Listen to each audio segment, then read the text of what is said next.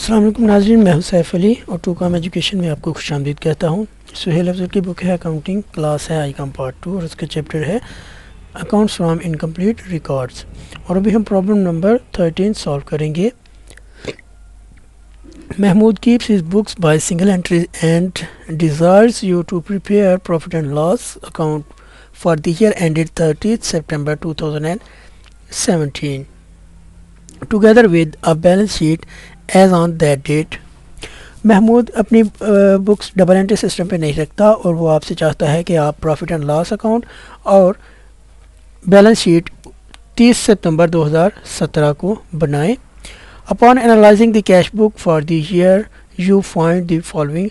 और cash book की जो मंदरजा झैल इंफॉर्मेशन है उसको भी आप एनालाइज करें।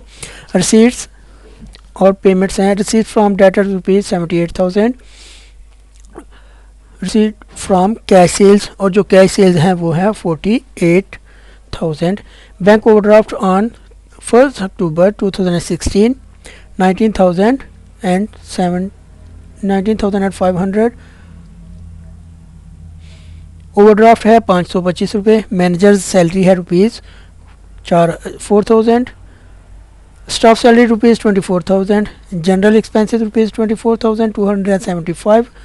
पे to creditors rupees 46,000। Balance with cashier on 30 September 2017, ये कैश का क्लोजिंग बैलेंस है। Carried on balance rupees 7,700। तो सबसे पहले हम क्रेडिट सेल्स फाइंड करेंगे, डेटर्स का बैलेंस फाइंड करेंगे, लेकिन ये एडजस्टमेंट को पहले कंसिडर करेंगे। His capital as on 1 October 2016 was rupees 1,03,000, stock rupees 28,500, debtors rupees 68,000, furniture rupees 4,000, business premises rupees 48,000 and creditors rupees 26,000 on 30 September 2017। तो ये हमारे क्लोजिंग बैलेंसेस अब शुरू होने लगे हैं।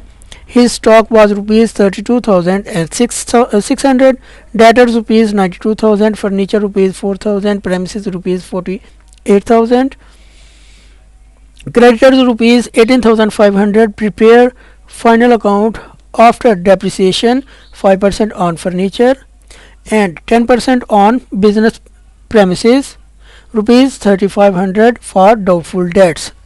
तो ये हमें डेप्रिसिएशन के रेट्स और डाउटफुल डेट्स के लिए जो रिज़र्व बनाना है वो हमें बताया गया है। तो हमारा ओपनिंग डेटर्स हैं रुपीज़ 68,000। तो हम पहले बैलेंस ब्रॉट डाउन लिखेंगे 68,000। इसमें जो कैश रिसीव हुआ है वो हम क्रेडिट साइड पे लिखते हैं, लेकिन अभी हम लिखेंगे कैश जो रिसीव किया गया है उससे डेटर्स कम हो गए थे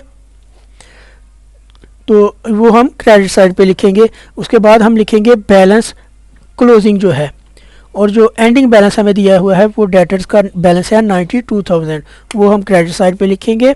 और अब हम इनको बैलेंस करेंगे तो हमारे पास आ जाएगा 1,02,000 रुपये सेल्स का बैलेंस। 1,70,000 में से हम ये 68,000 लेस करेंगे 68,000, तो 1,02,000 हमारे पास बैलेंस रह जाएगा। इसके बाद हम क्रेडिटर्स का बैलेंस फाइंड करेंगे। तो क्रेडिटर्स हमारे पास ओपनिंग है बैलेंस ब्रॉट डाउन 26,000। उसके बाद जो कैश हमने पे किया है वो हम लेस कर देंगे, और कैश हमने पे किया है पे टू क्रेडिटर्स रुपीज़ 46,000। देन हमारे पास आ जाएंगी क्रेडिट परचेजेस 38,500।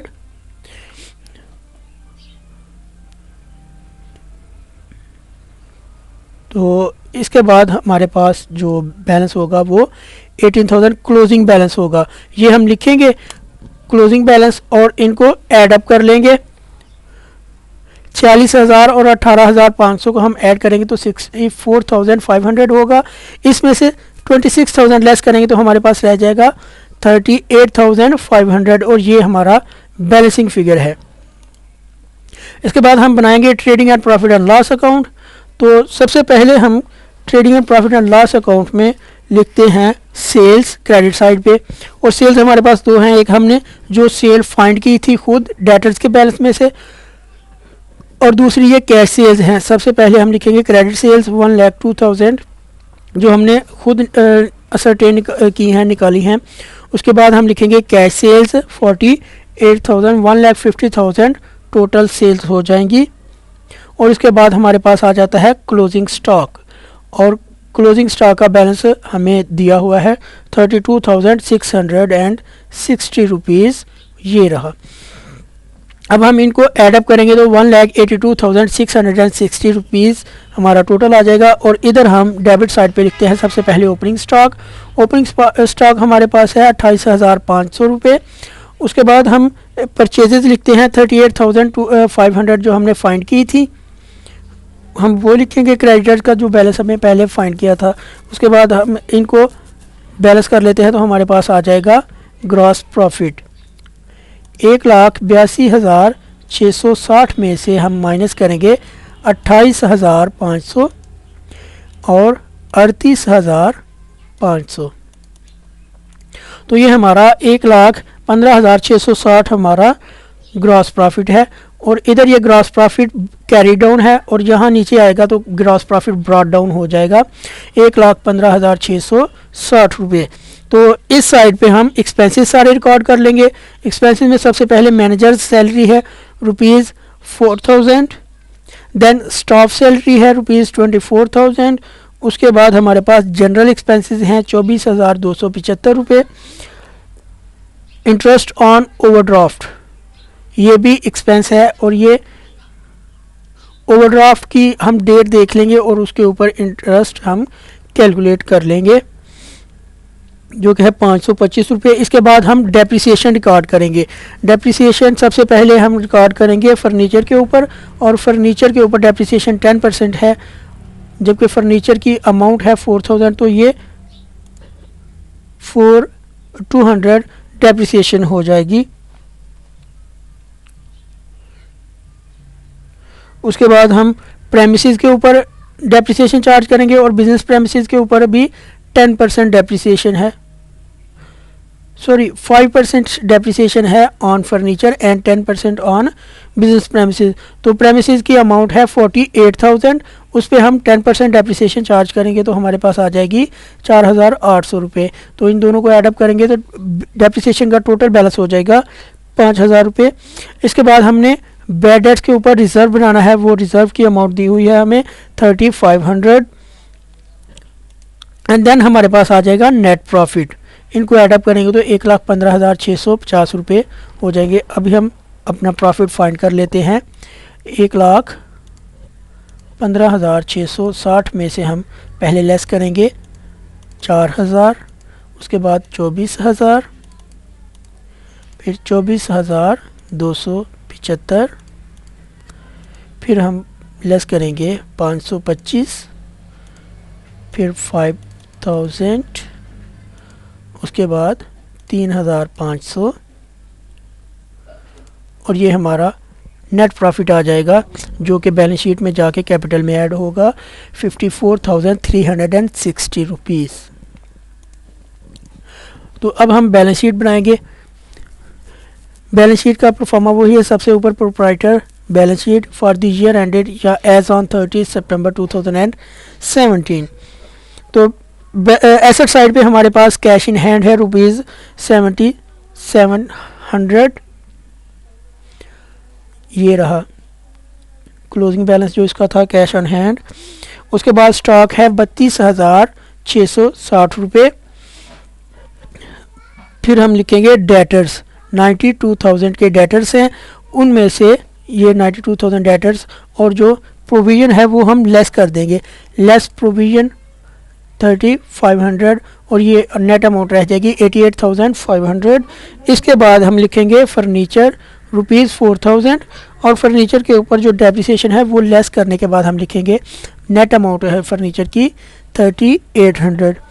इसके बाद है बिजनेस प्रेमिसेस, वो है 48,000 लेस डेप्रिसिएशन 4,800, तो नेट अमाउंट हमारे पास रह जाएगी 43,200, और इनको हम ऐड अप कर लेंगे तो 1,75,860 हमारा टोटल होगा एसेट साइड का। और लायबिलिटी साइड पे सबसे पहले हमारे पास क्रेडिटर्स हैं ₹18,500, 18,500। ये रहे हमारे क्रेडिटर्स 18,500।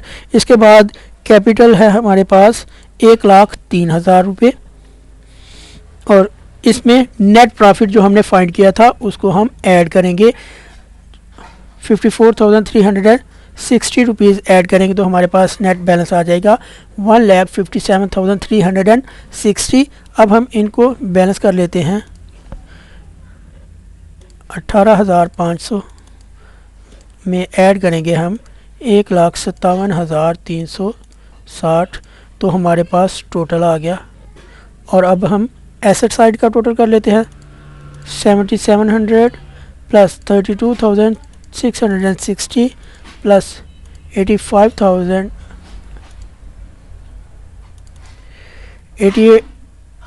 88,500 plus 3,800 plus 43,200।